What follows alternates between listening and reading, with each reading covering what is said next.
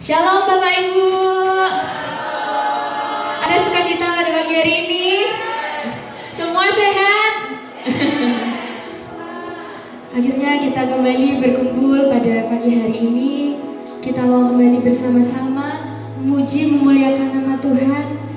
Namun sebelum kita naikkan pujian kita, marilah kita semua berdoa terlebih dahulu.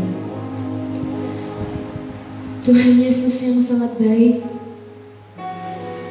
kami sangat mengucap syukur Tuhan, karena hanya oleh anugerah-Mu kami masih ada di sini. Kami beroleh keselamatan semuanya karena Engkau Tuhan. Dan biarlah kami menaikkan segala pujian dan penyembahan kami hanya untuk nama-Mu saja Tuhan, hanya demi kemuliaan-Mu. Engkau yang memberkati ibadah kami pada pagi hari ini, dari awal pertengahan hingga akhirnya, supaya biarlah hanya nama-Mu Tuhan yang ditinggikan pada ibadah kami ini Yesus. Hanya dalam nama-Mu Tuhan kami siap memuji Engkau. Haleluya, amin. Kita mau sama-sama naikkan suatu pujian.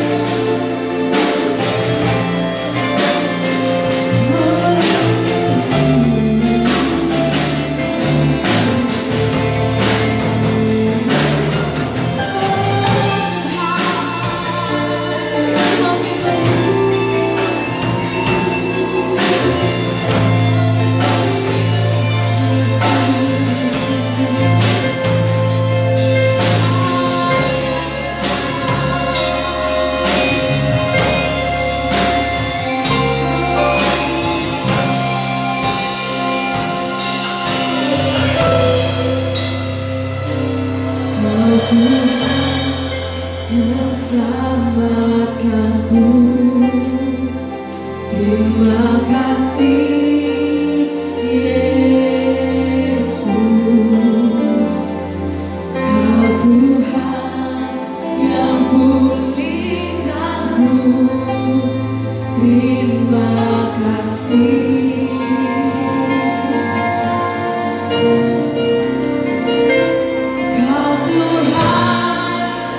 sembuhkanku.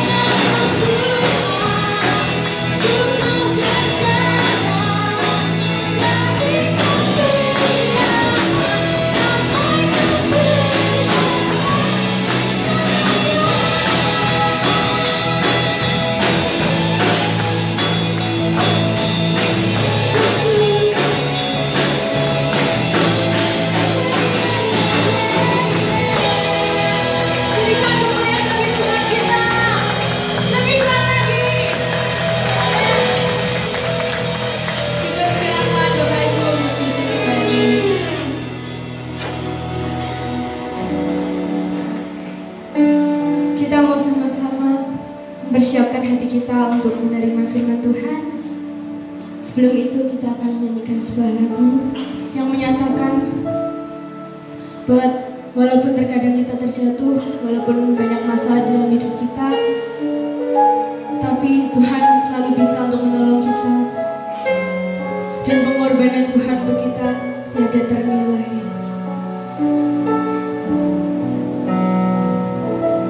Di hatimu terukir namaku, di matamu terlukis wajahku, bukan karena kuat kekalahanku, namun hanya karena kemurahan-Mu. Meski terkadang aku terjatuh, tak pernah lelah Kau hampiriku, memelukku dengan cinta-Mu. Betapa besar mulia kasih-Mu.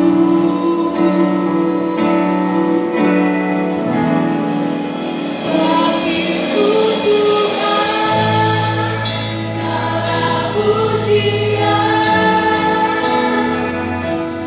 hormat kemuliaan,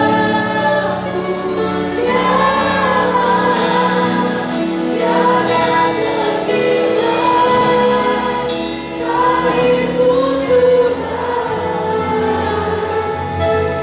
Sungguh berharga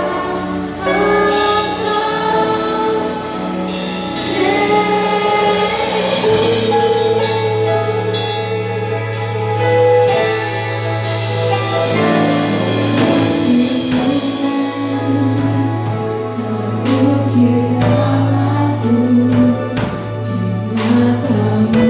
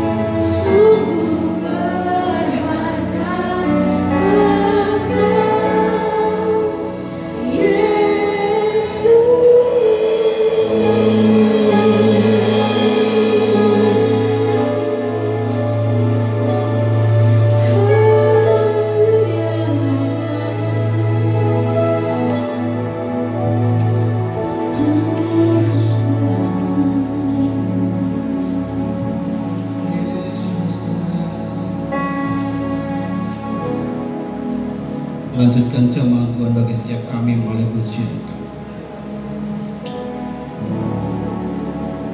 Ya Allah, Roh Kudus terus bekerja Tuhan, jamah hati dan pikiran kami, terus supaya kami bisa menyenangkan hati Tuhan.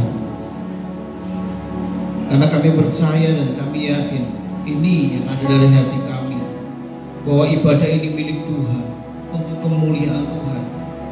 Pujian penyembahan kami untuk Tuhan, untuk kemuliaan Tuhan.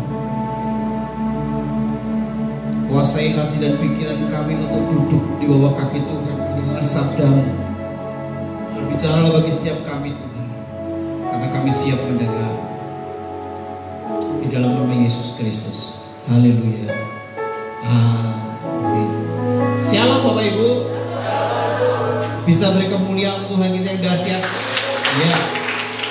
Tuhan dahsyat bukan hanya di pikiran kita, tapi di hati kita dan di hidup kita. Amin. Bukan hanya sekedar kita tahu bahwa Tuhan dahsyat, tetapi kita mengalami. Bapak Ibu dan saya mengalami betapa dahsyat Tuhan. Amin.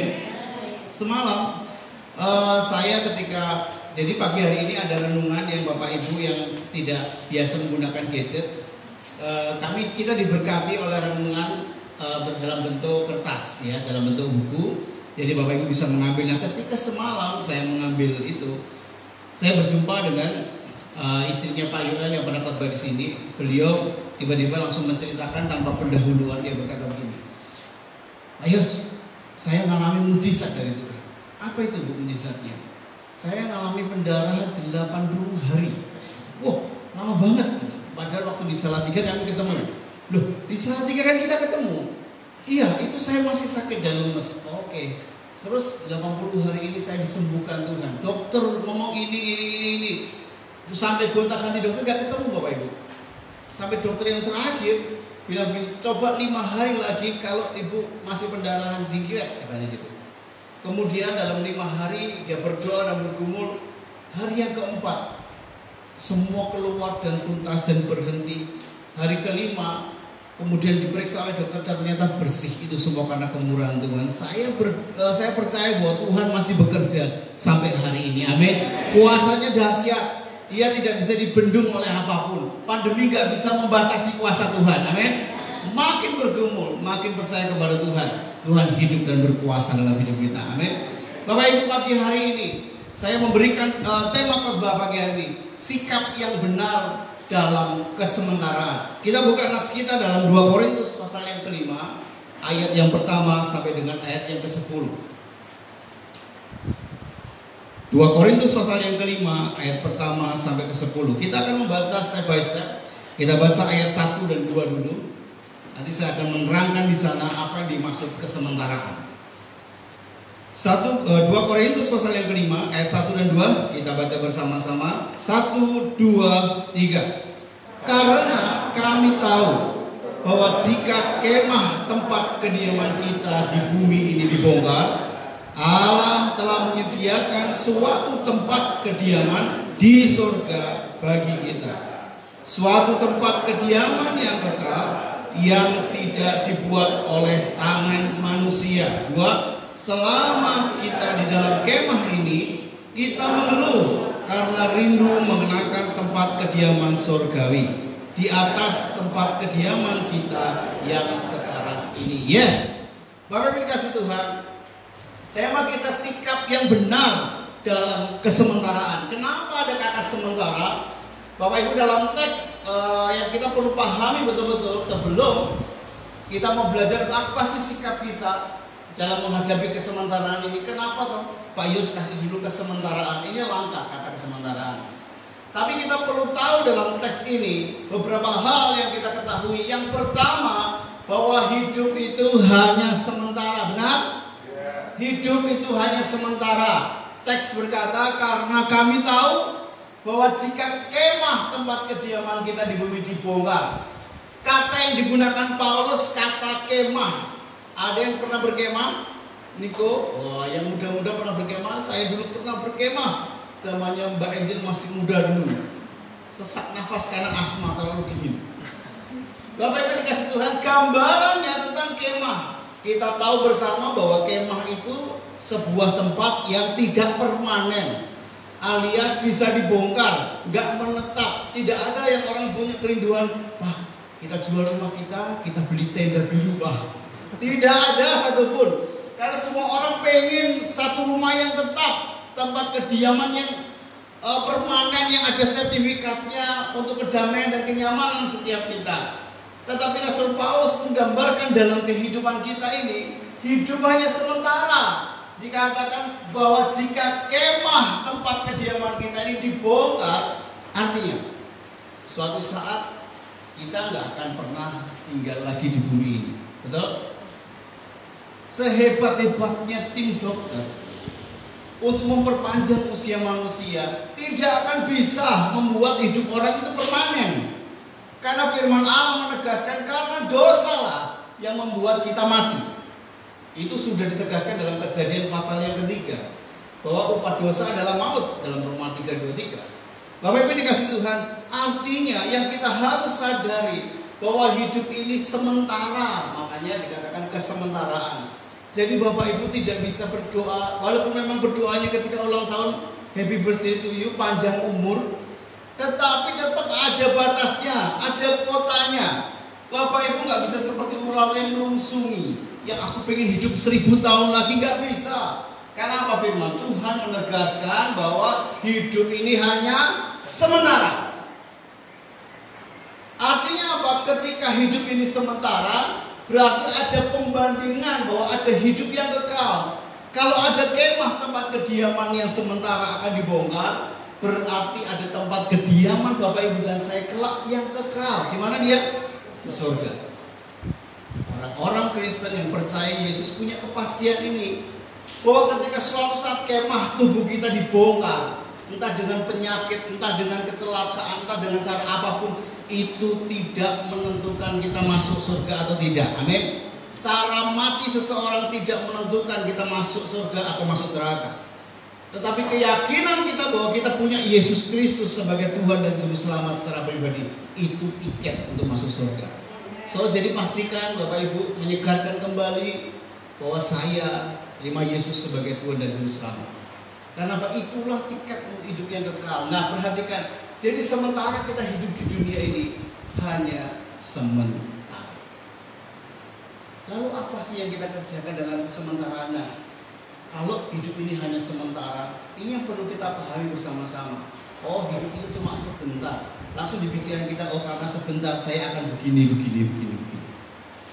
Kita lanjutkan yang kedua, fakta yang kedua. Dalam kesementaraan kita tidak luput dari persoalan, betul? Natsya berkata seperti ini. Di dalam kemah kita mengeluh, betul ya? Ada yang nggak pernah mengeluh di sini?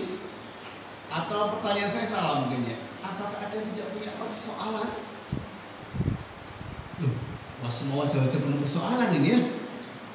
Semua kita punya persoalan. Apakah ada Bapak Ibu yang punya persoalan baru pandemi ini? Sebelum pandemi nggak ada persoalan? Enggak. Dari lahir procor oek-oek sampai tua dan mau mati, kita itu ada dan berdampingan dengan masalah. Ayat yang kedua menjelaskan kepada kita, selama kita di dalam kemah itu, di dalam kemah ini, yaitu kesementaraan itu, kita apa dikatakan di sana? Mengeluh. Ayat 4 juga diulang lagi, kita mengeluh. Ini respon yang biasa dihadapkan oleh manusia, suka mengeluh, atau seringkali ketika ada persoalan kita pasti mengeluh. Kenapa mengeluh? Karena ada persoalan. Dikatakan di sana, kenapa ada persoalan? Karena kita rindu surga, kita udah punya keyakinan masuk surga. Tapi sampai hari ini udah ada yang pernah ngincipi surga? Nah, saya jalan-jalan ke surga kemarin Pak. Kok ketemu samanya ini gitu. Makan sate bareng-bareng Pak di surga. Tidak. Tetapi kita punya keyakinan, kita punya gambaran bahwa kediaman kita yang kekal di surga itu sudah disediakan oleh Tuhan. Betul? Firman Tuhan mengajarkan, Rasul Paulus mengajarkan ke jemaat Korintus bahwa ada pengharapan kekal di surga itu menanti-nanti kita. Tetapi faktanya kita belum di surga Pak. Kita masih ada di bumi dan kita ada dalam persoalan-persoalan. Oleh karena itu kita karena rindu ke surga kita mengeluh, ya ampun kapan ya saya ndang ke surga. Kapan ya Tuhan masalah ini berlalu? Betul, seringkali kita kalau punya persoalan, sampai kapan Tuhan masalah ini ada dalam hidupku? Bahkan ada yang berkata, kenapa saya yang harus menghadapi masalah ini? Terus menerus, coba Tuhan, kalau saya bisa ke surga hari ini, saya mau melepaskan diri dan ke surga. Rasul Paulus pun pernah merasakan hal yang demikian. Kalau disuruh memilih, kata Rasul Paulus, aku tuh ya pengennya cepat pulang ke surga karena di sana indah. Tetapi lebih baik aku tinggal untuk menguatkan jemaat-jemaat yang ada. Itu Rasul Paulus. Setiap kita dalam persoalan ini yang membuat kita kadang-kadang mengeluh. Karena apa? Persoalan kita itu menjadi sebuah konflik. Nanti kita akan jelaskan bersama-sama. Kita pengennya di surga, tetapi ada persoalan yang menanti kita, yang terus berdampingan dengan kita. Ada begitu banyak tekanan-tekanan dalam hidup kita. Kalau saudara dan saudara yang lainnya saling melihat, orang Jawa bilang sawang sinawang. Kayaknya masalah ibu kayak lebih sedikit ya. Bapak itu kok gembira terus, kayaknya sukacita nggak punya masalah. Kadang-kadang kita memandang orang bahwa hidup kita itu penuh dengan tekanan yang berat. Ada orang-orang tertentu saking tekanannya terlalu berat sampai senyum pun susah. Padahal untuk senyum itu nggak perlu uang serupiah pun. Kita tidak terlalu miskin sehingga senyum pun sulit. Gak ada orang terlalu kaya sehingga dia mengumbar senyum. Orang kaya senyum senyum, gak ada orang senyum sendiri. Agak gak beres berarti gitu ya. Bapak Ibu dikasih Tuhan, tekanan yang berat membuat orang-orang mengeluh apapun tekanan dalam hari-hari ini. Saya gak hanya ngomong masalah pandemi itu hanya secuil dari masalah. Tetapi ada masalah-masalah batinia, ada masalah-masalah dalam benak kita yang sampai hari ini menekan kita karena gak ada jalan keluar. Ini yang membuat kita mengeluh, ini yang membuat kita tertekan. Sehingga inilah yang harus kita maknai bahwa di dalam kesementaraan kita tidak luput dari persoalan. Jadi Bapak Ibu jangan pernah berdoa, Tuhan bebaskan aku dari persoalan. Enggak, karena enggak akan bebas. Tetapi kuatkan aku dan berikan jalan keluar atas persoalan ini. Betul? Karena kalau persoalan A diselesaikan oleh Tuhan, Bapak Ibu masuk ke persoalan yang B. Soalan B Bapak Ibu lulus, masuk persoalan yang C. Itu mendewasakan kita dan makin bergantung kepada Tuhan. Jadi jangan pernah berdoa, lepaskan aku dari persoalan, mati berarti. Kalau sudah di surga nggak ada persoalan lagi. Nanti kita lihat bersama-sama. Adanya konflik batin. Kenapa konflik batin? Membandingkan hidup sekarang dengan hidup dalam surga. Kata digunakan di sana pakaian. Aku pengen memakai pakaian surgawi, tapi nggak mungkin karena pakaian jasmani itu masih ada. Membuat kebingungan bagi orang-orang percaya. Masa jadi enak ya di surga. Hamba Tuhan menjelaskan betapa indahnya di surga, betapa menderitanya kita di dunia. Sehingga orang-orang yang percaya enak di surga, coba seperti surga. Saya pasti hidup merdeka, pasti bebas dari segala sesuatu. Ini yang membuat konflik batin. Kemudian kegelisahan muncul karena keadaan tidak seperti yang kita inginkan. Betul Bapak Ibu, seringkali konsep kita, saya pengen besok begini, A, B, C, D. Saya pengen masa depan saya A, B, C, D. Kita udah merancangkan besok ini, besok ini, besok ini. Apakah semua terjadi sesuai dengan keinginan kita? Tidak. Ini yang membuat kadang-kadang kita konflik batin. Firman Tuhan mengatakan A, yang terjadi dalam hidup saya kok B ya? Yang salah firman atau saya? Ini kadang-kadang menjadikan konflik batin. Bapak Ibu dikasih, tapi percayalah dan lihatlah bahwa inilah fakta dalam kehidupan kita, dalam kesementaraan kita. Kita nggak luput dari persoalan, baik dari luar maupun dari dalam. Baik dari luar keluarga kita maupun di dalam keluarga kita, selalu ada persoalan demi persoalan. Jadi Bapak Ibu dikasih Tuhan, dengan menyadari ini, kita akan lebih lebih mengerti apa yang akan kita lakukan nanti. Jadi pahami betul bahwa tadi hidup hanya sementara, dalam kesementaraan kita tidak luput dari persoalan. Sejak kecil sampai kita tua kita bersahabat, kita berdampingan dengan persoalan. Supaya apa? Dengan persoalan itu kita makin bergantung dan berharap kepada Tuhan. Amin. Pertanyaan saya Bu, bayangkan hidupmu tanpa persoalan.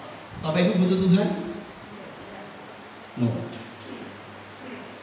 Selagi hidup kita nyaman, jangankan gak ada persoalan, lagi nyaman sedikit itu loh, doa wis rak rutin. Lagi nyaman sedikit itu loh, kita abai dengan Tuhan. Tetapi ketika dalam pergumulan demi pergumulan, apapun pergumulannya, itu kayak mengaitkan kita dan mengingatkan kita, aku butuh Tuhan, aku butuh Tuhan, aku butuh Tuhan. Bersyukur. Bapak Ibu kasih Tuhan. Yang ketiga, dalam kesementaraan kita belajar bahwa Tuhan berdaulat atas kesementaraan hidup kita. Amin. Tadi kita berkata iya hidup sementara, kemudian dalam kesementaraan itu ada begitu banyak persoalan yang kadang-kadang kita merasa bahwa saya nggak kuat, saya nggak bisa hadapi ini. Tapi lihat, di atas semua persoalan kita ada Tuhan yang berdaulat dalam kesementaraan hidup kita. Ayat yang kelima kita baca bersama-sama. 1, 2, 3. Tetapi Allah lah yang justru mempersiapkan kita untuk hal itu, dan yang mengaruniakan roh kepada kita sebagai jaminan segala sesuatu yang telah disediakan bagi kita. Amin. Perhatikan Bapak Ibu menghadapi pergumulan, ya. Persoalan sini berganti, iya. Tapi perhatikan itu atas kedaulatan Tuhan. Rasanya gak mampu, rasanya Bapak Ibu gak lihat Tuhan dalam persoalanmu. Tapi firman ini berkata ada Tuhan yang mempersiapkan semuanya. Ada Tuhan yang akan membuat semuanya indah pada waktunya. Syaratnya adalah lihat, Roh Kudus dikaruniakan kepada kita sebagai jaminan. Jaminan itu bahasa Inggrisnya down payment, uang muka. Roh Kudus diberikan kepada kita. Ini loh yang ada dalam hidup kita hari ini, di hati Bapak Ibu Saudara hari ini tuh.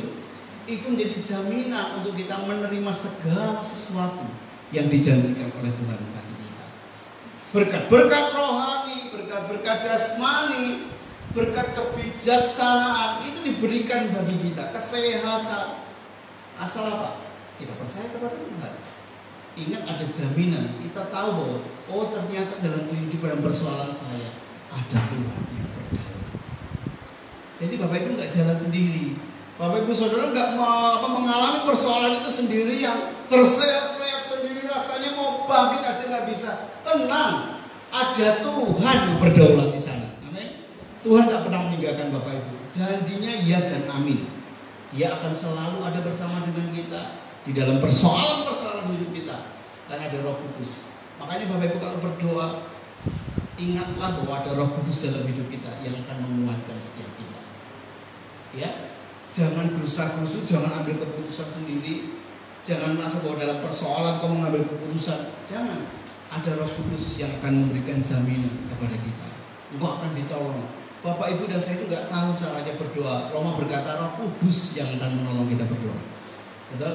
Kadang-kadang kita gak ngerti. Doa kita minta seakan-akan permintaan kita ini benar dan baik menurut kita. Tapi Roh Kudus berkata bukan itu sebenarnya yang perlu. Kita nggak tahu bagaimana kita berdoa.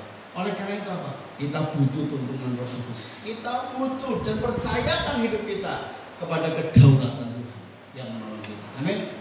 Bapak Ibu dikasih Tuhan. Lalu sikap yang benar dalam kesementaraan sebagai orang percaya bagaimana? Faktanya kita tahu bahwa kesementaraan hidup itu sementara.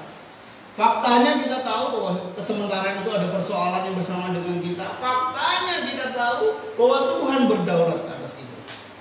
Lalu bagian kita apa? Ini yang terpenting bagi kita. Bukan hanya saya percaya Tuhan berdaulat. Lalu apa yang kita lakukan ini juga mempengaruhi kita menjalani hidup dalam kesementaraan ini. Yang pertama, apa Bapak Ibu? Tabah. Katakan bersama-sama. Tabah. Luar biasa ya firman Tuhan. Ayat 6 dan 8 itu kata tabah diulang 2 kali. Diulang beberapa kali. Artinya sangat penting yang kita mengerti. Nah, Bapak Ibu yang dikasih Tuhan, yang ayat 6 berkata begini. Maka oleh karena itu hati kami senantiasa tabah meskipun kami sadar bahwa selama kami mendiami tubuh ini, kami masih jauh dari Tuhan. Bapak Ibu dikasih Tuhan, tabah itu bahasa lainnya bisa diartikan tegar, mantap, kukuh, berketetapan hati, itu tabah. Biasa kita ngomong ya pada orang, Bu, kalau ditinggalkan pasangannya, ditinggal orang itu kasih tabah ya Bu, tabah ya Bu, Pak, tabah ya. Ini kalau kita menyadari bahwa hidup ini penuh persoalan, penuh dengan tantangan, Rasul Paulus mengingatkan kepada kita, tetaplah tabah menghadapi semuanya. Paulus tahu bahwa ini gak mudah. Hidup sementara dalam dunia ini gak mudah. Katanya 70 tahun, katanya 80 tahun. Apapun dan berapapun rentang waktu itu tidak sebanding dengan masa kekekalan yang akan kita hadapi. Ketika kita mati, kita percaya Yesus dan mati masuk surga, di sana gak dihitung lagi Pak waktunya. 100 tahun, 200 tahun, 300 tahun kita hidup selama-lamanya. Di dunia mau 70 tahun, 80 tahun, 90 tahun, semengkes-mengkes. Memang penuh dengan persoalan. Tapi firman Allah menguatkan kita harus tabah. Ngomong sebelahnya tunjuk, tabah ya. Sebelahnya ngomong, sing tabah ya. Iya, tabah itu tidak mudah, tapi ini menjadi bagian kita supaya kita bisa menjalani loh. Kalau kita nggak tabah, ya kita nggak kuat hadapi apapun. Maka banyak orang mengambil jalan pintas untuk mengakhiri hidupnya. Kenapa? Dia nggak tahu bahwa oh iya kan terus menerus tabah. Hatinya tetap tegar, iya. Dalam persoalan tetap tabah karena apa? Lihat dan ingat ada Tuhan yang berdaulat. Iya, aku jalani semuanya karena ada Tuhan yang bersama dengan aku. Ini tabah. Ketabahan kita bukan karena kita. Tadi dikatakan Roh Kudus yang menjadi jaminan bagi kita. Kalau Bapak Ibu Saudara bisa tabah menghadapi apapun karena ada Roh Kudus dalam hatimu. Ketika engkau menangis, meneteskan air mata, Roh Kudus memberikan penghiburan. Engkau kuat, engkau tabah. Karena ada Tuhan yang berdaulat dalam hidupmu. Jadi jangan ada orang-orang Kristen yang tidak punya ketabahan ya. Hadapi apapun tetap tabah. Seberat apapun tetap tabah. Karena apa? Ada Roh Kudus dan Tuhan yang berdaulat dalam hidup kita. Amin. Yang kedua, tetap percaya. Ayat yang ke-7.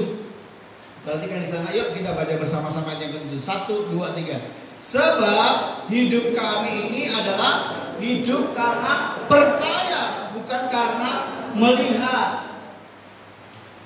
Hidup orang-orang Kristen, orang-orang yang percaya Yesus hidup karena percaya. Kata lainnya beriman. Bukan karena melihat. Apa bedanya? Seringkali apa yang kita lihat itu seringkali menghambat langkah kita untuk kita dekat ke Tuhan. Seringkali apa yang kita lihat membuat kita nggak pede. Kita meragukan masa depan kita. Contoh, ketika beberapa anak mulai berkata, lihat keluarganya, keluargaku orang sederhana, untuk sekolah tinggi saya nggak akan mungkin, saya nggak bisa sekolah yang begitu tinggi seperti teman-teman saya. Ketika melihat itu, ketika dia hidup dalam penglihatannya, dia tidak akan punya harapan apapun. Ya sudah, kalau besok saya jadi orang miskin, saya nggak jadi orang yang nggak berguna, ya karena saya dari keluarga yang seperti ini. Karena apa? Hidup dari apa yang dia lihat. Tapi kalau hidup dari apa yang dia percaya, kalaupun fakta-fakta di sekitar kita nggak memungkinkan, tapi kita lihat fakta bahwa Tuhan kita di atas segala mungkin. Kita lihat Tuhan kita lebih dahsyat. Kalau orang bilang penyakit ini nggak akan sembuh, Bu, mungkin 4 hari lagi Ibu akan merekam nyawa. Coba pamitan, Bu. Tapi perhatikan, Tuhan kita di atas segala fakta kehidupan. Amin. Dia berdaulat, saya ulang berkali-kali, dia berdaulat. Oleh karena itu hidup kita karena kita percaya kepada Tuhan, kita beriman. Iman itu karena apa yang nggak dilihat. Kalau dia percaya kepada apa yang dilihat itu bukan beriman. Seringkali pula ketika kita mempercayai apa yang kita lihat, kita menjadi gagal. Perhatikan kasus Abraham dan Lot. Di mana kejatuhan Lot? Dia mempercayai apa yang dia lihat. Ketika Abraham berkata, Kalau kamu pilih kiri, aku pilih kanan. Kalau kamu pilih depan, aku pilih belakang. Silakan memilih duluan. Yang dilakukan Lot apa? Dia melayangkan pandangnya dan dia lihat tepi sungai Yordan. Dilihat di sana dekat Sodom, hijau dekat sungai. Matanya berkata, itu indah. Kalau dekat sungai tanaman pasti subur. Asik tinggal di sana. Matanya menuntun dia untuk ke sana, dan itu yang dilakukan. Alhasil sebelum Sodom dan Gomora dibakar, di bumi hanguskan. Teks berkata begini, awalnya dia berkemah di tepi sungai. Beberapa saat kemudian dia berkemah di dekat pintu gerbang. Beberapa tahun kemudian dia ada di dalam Sodom dan Gomora. Diawali dari apa? Percaya apa yang dia lihat.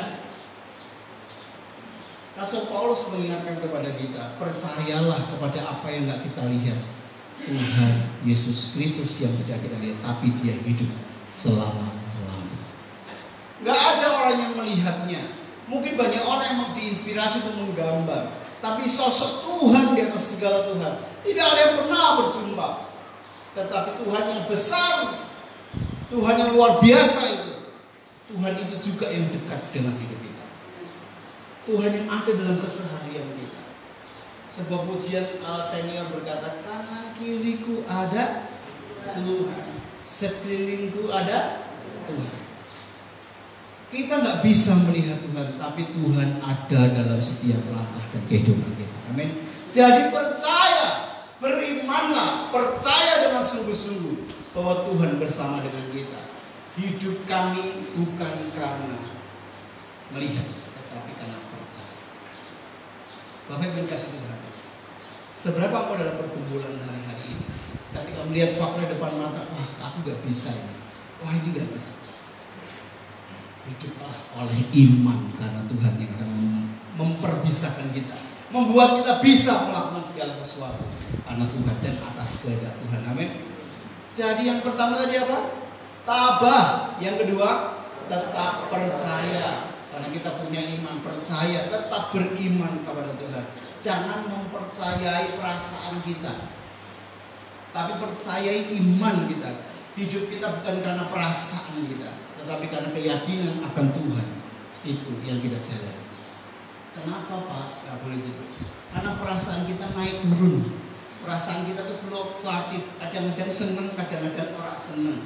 Kadang-kadang sedih, kadang-kadang bersuka cita. Pagi senyum-senyum, sore nangis-nangis.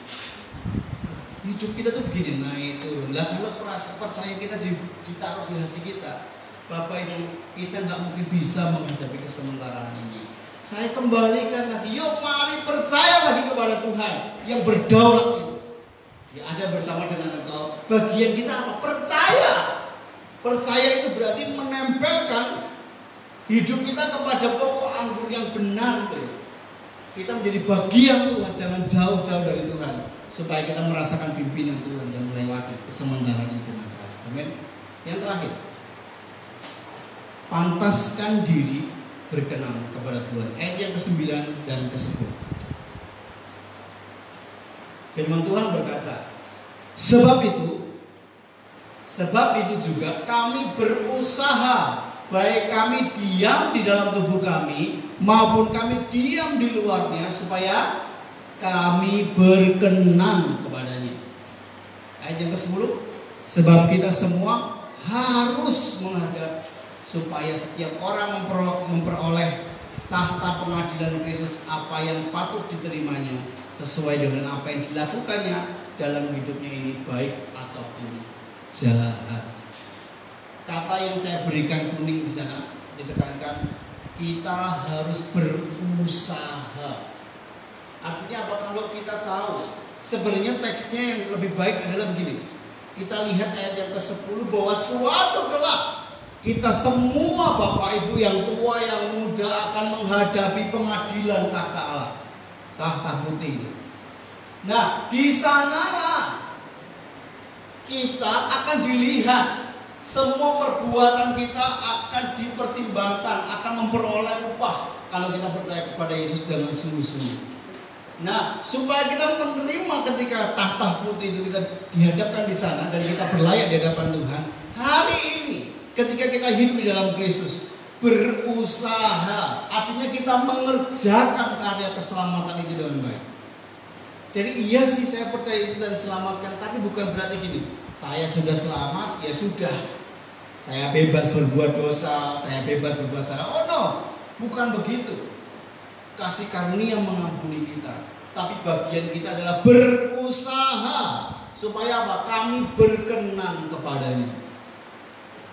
Kata yang paling mudah adalah mengejar perkenanan Tuhan. Itu harus menjadi fokus dalam kehidupan kita. Kalau kita pengen terus berkenan kepada Tuhan, kita pasti menjaga hidup kita. Dikatakan di sana, yang diam di dalam kami maupun di luarnya. Di dalam artinya yang nggak kelihatan. Suami istri mungkin tahu fisiknya. Yang jauh dari dalam isi hati masing-masing nggak ada yang tahu kecuali dirinya sendiri dengan Tuhan. Betul? Yang dipikir apa? Nggak ada yang tahu. Pasangan kita pun nggak tahu. Yang tahu Tuhan dan diri kita. Kalau kita berusaha mengejar, berusaha berkenan kepada Tuhan, berarti manusia dalam, manusia batinnya kita usahakan. Hati kita berkenan kepada Tuhan. Segala pemikiran-pemikiran kita benar di hadapan Tuhan. Sehingga yang keluar apa? Action, tindakan kita adalah tindakan yang berkenan kepada Tuhan. Bapak Ibu, soal persoalan konflik antara keluarga suami dan istri, semuanya bersumber dari sini. Persoalan yang terbesar dalam kehidupan keluarga itu bukan karena ekonomi, itu hanya kesekian. Persoalan yang terbesar adalah ketika hilangnya rasa kasih dalam hati. Itu pasti yang pertama, komunikasi akan menjadi rusak.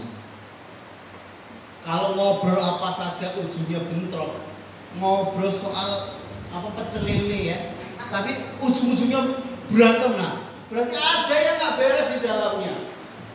Jadi perhatikan, kalau Bapak Ibu mengejar perkenanan, suami istri mengejar perkenanan Tuhan, di dalamnya beres, actionnya itu kelihatan, yang keluar itu kelihatan. Bukan tindakannya baik tetapi omongannya jahat, enggak bisa gitu. Ayo kita kejar yang di dalam baik, yang keluar juga harus baik. Kejar perkenanan Tuhan. Tujuannya apa sih kita berubah dan berkenan kepada Tuhan? Supaya satu kelak itu Bapak Ibu, kita ada di pengadilan tata budi.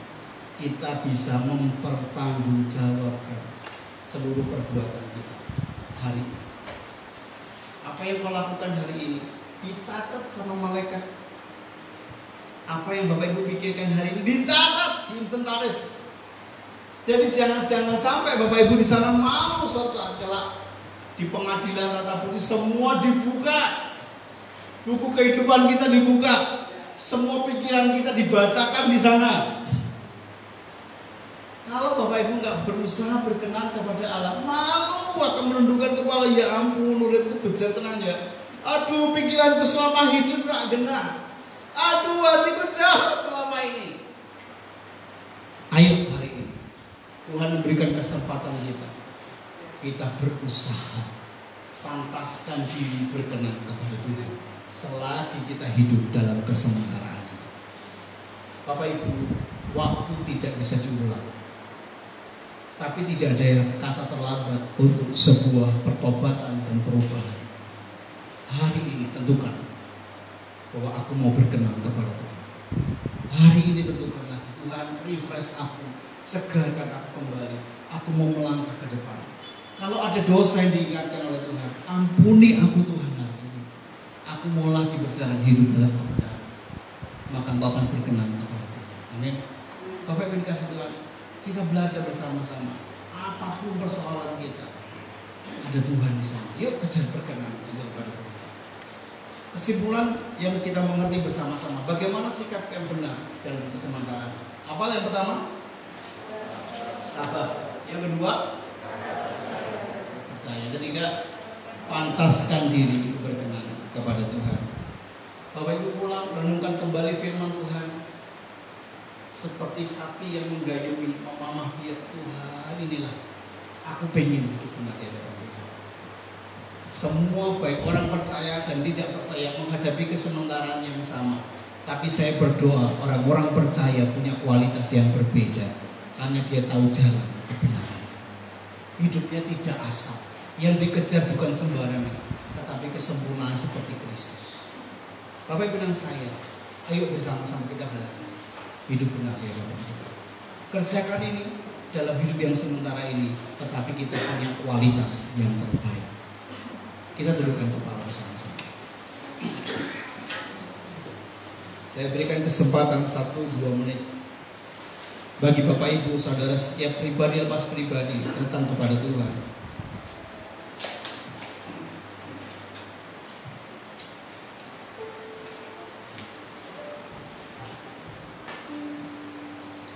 Kalau pagi hari ini kau datang dengan segala keluh kesah, hari-hari ini kau berbeban berat dan rasanya tidak ada jalan keluar yang kau sedang hadapi.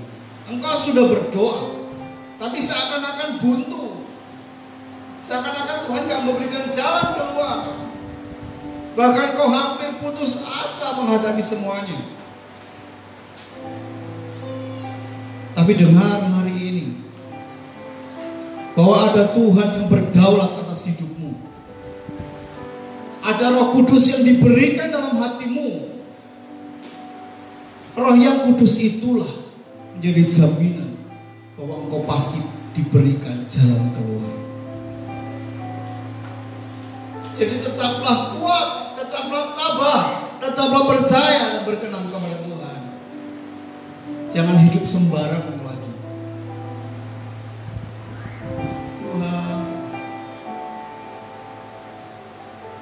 Tuhan mengasihimu.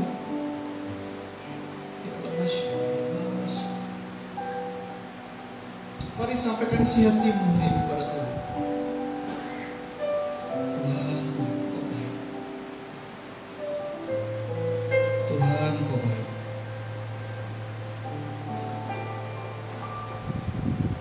Tuhan, Kau baik. Yes, Tuhan. Terus sampaikan doa-doa. Sampaikan kepada Tuhan pagi ini. Tuhan, Tuhan, Kau baik, Kau baik. Jamah setiap hati, jamah setiap hati Tuhan. Melekat kepada Tuhan. Engkau mengingatkan setiap kami yang dalam persoalan bahwa Engkau ada di sana. Engkau ada dalam persoalan-persoalan kami. Engkau ada dalam pergumulan-pergumulan kami. Dan kami bersyukur kami gak sendiri menghadapinya. Karena ada Tuhan yang berdaulat bersama dengan kami. Kami bersyukur Tuhan. Terima kasih. Yesus. Haleluya. Tuhan, terima kasih. Tuhan, Kau kuatkan dan teguhkan setiap hati yang hari ini hadir. Yang rapuh, Tuhan angkat kembali dan kuatkan kembali. Seperti Engkau berkata bahwa buluh yang terkulai tidak akan pernah Engkau matikan. Engkau tegakkan kembali Tuhan. Engkau tegakkan kembali. Engkau kuatkan kembali setiap jemaat-Mu yang menghadapi kelemahan-kelemahan. Kuatkan lagi hatinya Tuhan. Pagi hari ini sentuh dengan kasih-Mu, bahwa Kau mengasihi, Kau memeluk setiap pribadi. Kau sayang kepada mereka Tuhan. Terima kasih. Engkau begitu perhatian. Nyatakan terus kasih-Mu, nyatakan terus sayang-Mu Tuhan bagi setiap jemaat. Terima kasih Tuhan. Kami merasakan dekapan kasih-Mu bagi kami. Hangatnya pelukan-Mu Tuhan. Engkau sudah berkata kepada kami, nak, Engkau aman bersamaku. Engkau sudah berkata, tenanglah nak, aku ada bersamamu. Kami bersyukur Tuhan, kami bersyukur. Engkau baik. Terima kasih Tuhan. Haleluya. Biarlah kebenaran firman-Mu ini memerdekakan setiap kami Tuhan. Memberikan kekuatan hidup dalam kebenaran Tuhan dan menyenangkan hati Tuhan. Terima kasih Tuhan, terima kasih. Hanya oleh kemurahan Tuhan Kami diberikan kemampuan di dalam nama Yesus Kristus. Masih di dalam hadirat Tuhan, kita akan masuk dalam perjamuan dengan tubuh dan darah Tuhan. Kita siapkan roti dan anggur kita. Tuhan, terima kasih.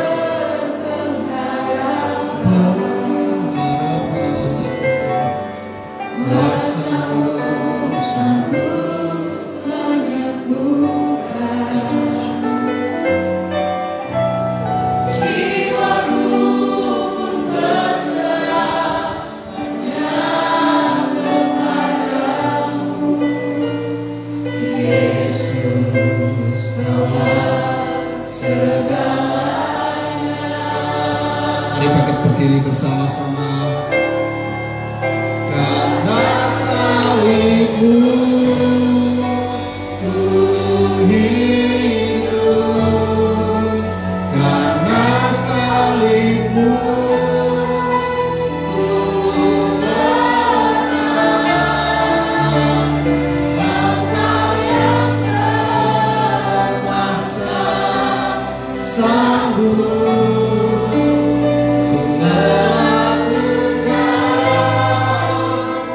mujizat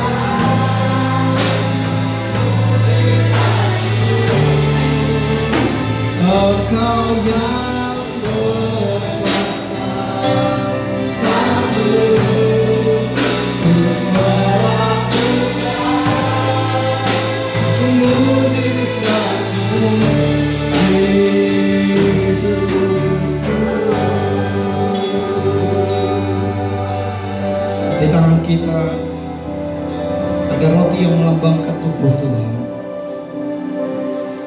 Sebelum kita menikmati, mari dari dalam hati kita, dalam pikiran kita, ingat lagi pengorbanan Kristus di Kalvari. Dia berkorban menebus kita dari segala dosa kita, hanya karena kasih-Nya kepada kita. Terima kasih Tuhan, terima kasih Engkau baik. Terima kasih untuk pengorbanan, terima kasih untuk kasih-Mu. Kami orang berdosa, tapi Engkau selamatkan. Bahkan Engkau muliakan kami dan Engkau berikan kami kerajaan surga. Kami bersyukur Tuhan, kami bersyukur. Semua karena Tuhan, semua karena kasih Tuhan. Bukan karena kekuatan kami, bukan karena usaha kami, tapi karena kasih Tuhan yang buat tambah dahsyat dalam hidup kami. Terima kasih Tuhan, tubuh-Mu tercabik-cabik untuk kami Tuhan, menderita di Kalvari sampai mati untuk kami. Kami bersyukur untuk kasih yang besar. Mari dengarkan firman Tuhan yang berkata, sebab apa yang telah kuteruskan kepadamu telah aku terima dari Tuhan, yaitu bahwa Tuhan Yesus pada malam waktu Ia diserahkan mengambil roti, dan sesudah itu Ia mengucap syukur atasnya. Ia memecah-mecahkannya dan berkata, inilah tubuhku yang diserahkan bagi kamu. Perbuatlah ini menjadi peringatan akan aku. Kita makan bersama-sama dengan syukur di dalam nama Tuhan Yesus Kristus.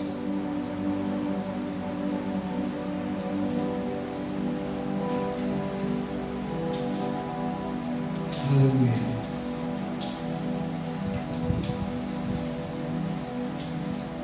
Yesus.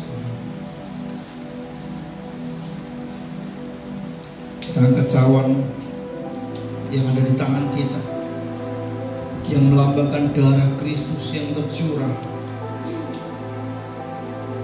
yang mengaliri seluruh kehidupan kita, menyucikan kita, mentahirkan kita dari segala kenajisan kita. Darahnya terus tercurah, mengubahkan hidup kita menjadi baru.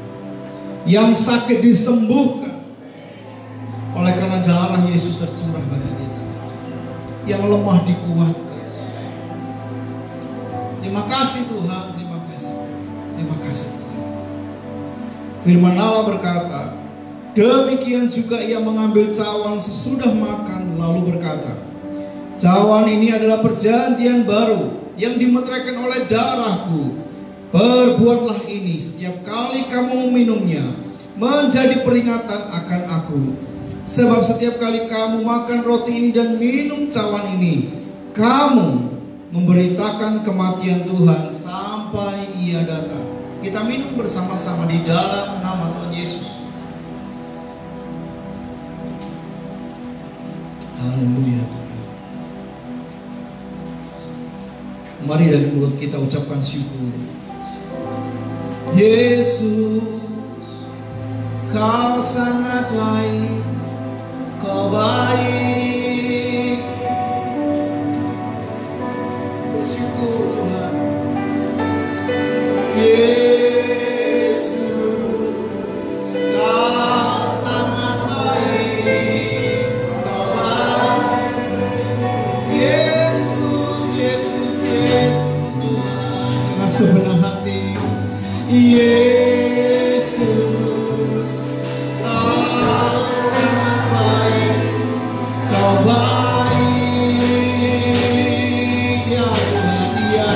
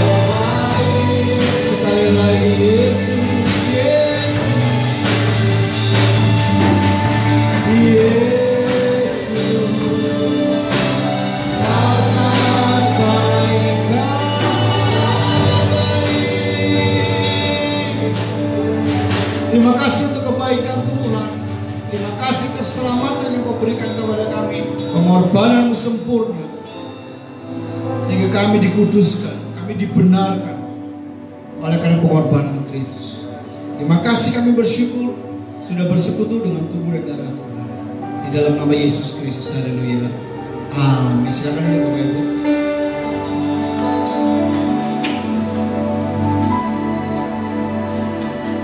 Ada pengumuman Pak Thomas?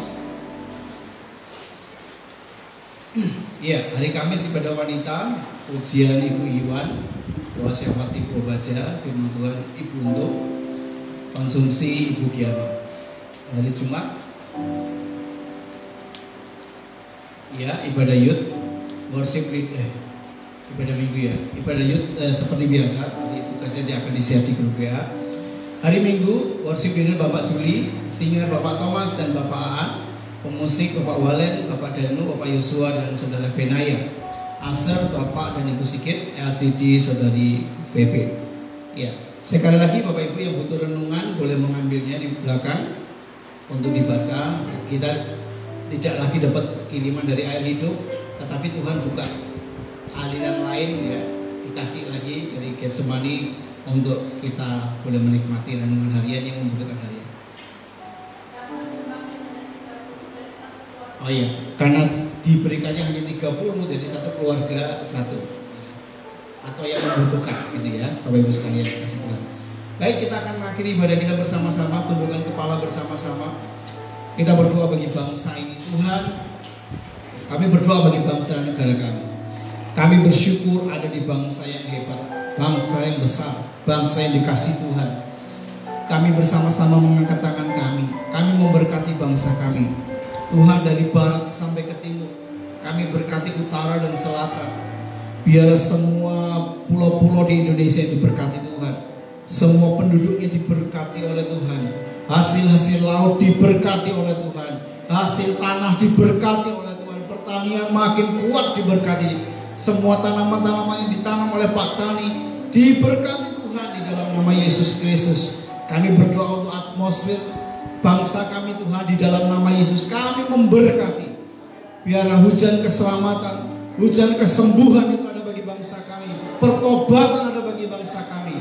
Sehingga bangsa kami diselamatkan oleh kemurahan Tuhan. Terima kasih secara khusus berdoa untuk pemimpin kami Bapak Jokowi, yang menjadi pemimpin yang hebat bagi kami. Engkau memberikan hikmat ya Tuhan. Taruhkan terus takut akan Tuhan. Tuntun langkah-langkahnya. Berkati keputusan-keputusan yang akan diambil. Sehingga benar-benar Tuhan segala keputusannya menolong dan memberkati setiap masyarakat yang ada. Untuk hidup jauh lebih baik. Apapun rencana-rencananya ke depan, Tuhan yang memberkati. Kami berdoa, Engkau yang memberkati negeri dengan kesembuhan. Tim medis yang terus berjuang untuk COVID, Tuhan memberkati. Sehingga ditemukan obat yang terbaik oleh karena Tuhan yang memberkati. Tapi kami tetap percaya sumber kesembuhan itu datangnya dari Tuhan. Dokter di atas segala dokter, tabib di atas segala tabib, menyembuhkan segala sakit penyakit dengan cara yang dahsyat yang tidak kami ketahui, karena Allah pencipta kami. Terima kasih Tuhan, berkati gerejamu. Kami serahkan pertumbuhan iman setiap jemaat dalam tangan Tuhan. Masing-masing terikat dan terkait dengan Tuhan secara pribadi. Engkau yang memberikan pertumbuhan yang makin hari makin dewasa dalam Tuhan. Pembangunan gereja kami terus serahkan kepada Tuhan. Seberapapun dana yang kami miliki, Engkau yang memberkati. Kami tahu sumber berkat kami juga datangnya dari Tuhan. Berkati yang hari-hari ini Tuhan sedang terus dikerjakan oleh gereja. Biarlah untuk semuanya itu Engkau yang mengalirkan aliran dana yang kami gak ketahui, tetapi kami percaya kami akan menyelesaikannya bersama dengan Tuhan. Karena ini gereja, ini milikmu ya Tuhan. Engkau pasti menolong dan menyelesaikannya untuk kemuliaan nama Tuhan. Terima kasih Tuhan, berkati para tukang, berikan kesehatan. Para Hadi sebagai pemimpin eksekutor, biarlah Tuhan menolong, jaga kesehatannya Tuhan, pemikiran-pemikirannya, ide-idenya, supaya semuanya itu mendatangkan kemuliaan bagi nama Tuhan. Terima kasih Tuhan, terima kasih. Mari kita bangkit berdiri bersama-sama. Terima kasih Tuhan, terima kasih. Kita percayakan hidup kita kepada Tuhan. Kini aku percaya, tiada yang mustahil.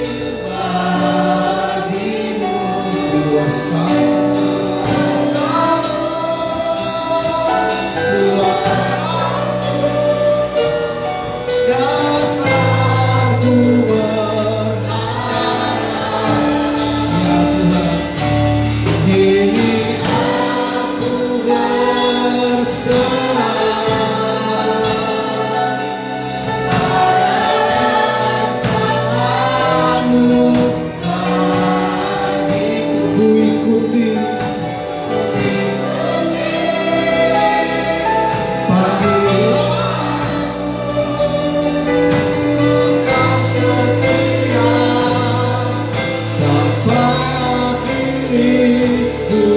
Sekali lagi, ini aku percaya, saya percaya dengan sungguh kepada Tuhan.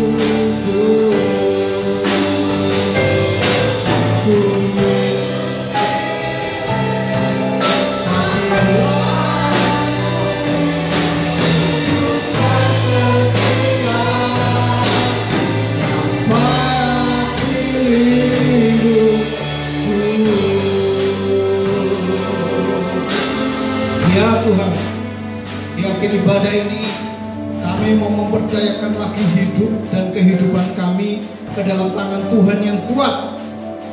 Hidup kami tidak lagi hidup kami sendiri, karena Engkau yang berdaulat atas kami pagi hari ini. Tuhan memberkati apapun aktivitas kami. Aku berdoa sebagai hamba Allah, setiap umat-Mu yang hadir biarlah minggu ini mengalami Tuhan dalam langkah-langkah hidup mereka. Baik ibu rumah tangga, baik bapak-bapak maupun anak-anak muda, anak-anak yang kecil, semua mengalami Tuhan dan melihat kedahsyatan Tuhan dalam hidup mereka. Terima kasih Tuhan, terima kasih. Bapak Ibu kasih Tuhan, angkat tanganmu di hadapan Tuhan, serahkan lagi hidupmu, biarlah Tuhan berdaulat atas hidupmu. Bapak Ibu Saudara yang dikasih Tuhan, sekarang pulanglah, jadilah berkat dimanapun kau ditempatkan Tuhan. Pulang dan bawalah berkat kasih rahmat yang daripada Allah Bapa di surga, keselamatan dalam Yesus Kristus, persekutuan yang manis dari Roh Kudus, ketiganya yang esa, memberkati pribadi lepas pribadi, memberkati keluarga demi keluarga, memberkati dalam studimu dibuat menjadi berhasil, pekerjaanmu diberkati oleh Tuhan, usaha dan rancanganmu untuk kemuliaan Tuhan diberkati dan dibuat menjadi berhasil sekarang sampai selama-lamanya, hingga Tuhan datang yang kedua kalinya. Yang percaya, beriman, bersama berkata amin. Tuhan berkati. Tuhan berkati semuanya. Salam semuanya.